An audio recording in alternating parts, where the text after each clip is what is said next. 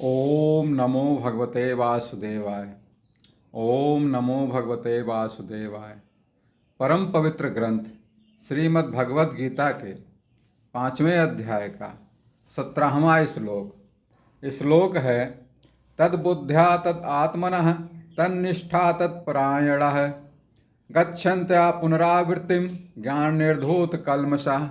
अर्थात इसका अर्थ है जिसकी बुद्धि, चित्त और संकल्प केवल परमात्मा में स्थित है, जो केवल परमात्मा के प्रति पूर्ण समर्पित है और जिन्होंने अपने पापों का नाश ज्ञान के द्वारा कर लिया है,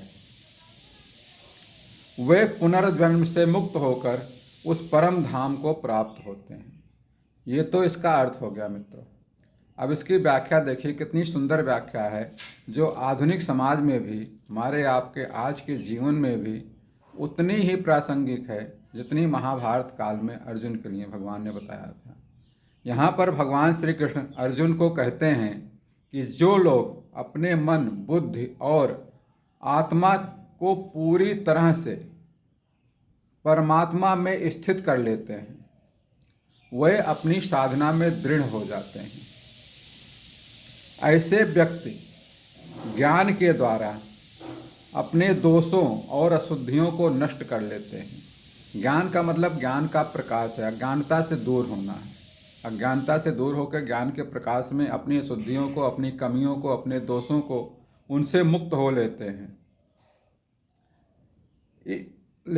इस शुद्ध अवस्था में वे जीवन मृत्यु के चक्र से मुक्त हो जाते हैं और मोक्ष को प्राप्त होते हैं, परमात्मा में लीन हो करके।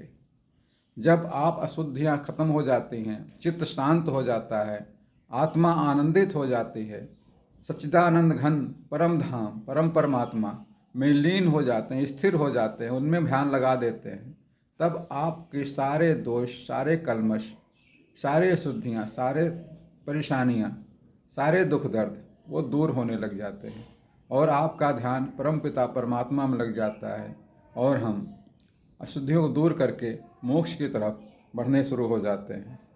यहाँ पर प्रभु यह समझा रहे हैं कि व्यक्ति आध्यात्मिक ज्ञान एवं ईश्वर के प्रति समर्पण की भावना और अपने भावना से अपने कर्मों के बंधन से मुक्त हो जाता है। जब व्यक्ति केवल ईश्वर में ध्यानस्थ होकर कर्म करता है तो उसके मन की अशुद्धियाँ समाप्त हो जाती हैं और वह मोक्ष के लिए पात्र बनता है।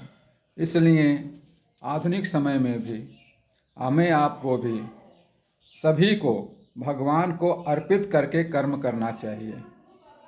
श्री कृष्ण शरणम मम, श्री कृष्ण समर्पणम, जिससे कर्म बंधन से मुक्त होकर के शांति एवं संतुष्ट भरा जीवन जिए और अंत में सच्चिदानंद घन स्वरूप भगवान श्री नारायण के सानिध्य में जाए एवं मुक्ति को प्राप्त करें। बस मित्रों, आज के लिए इतना ही।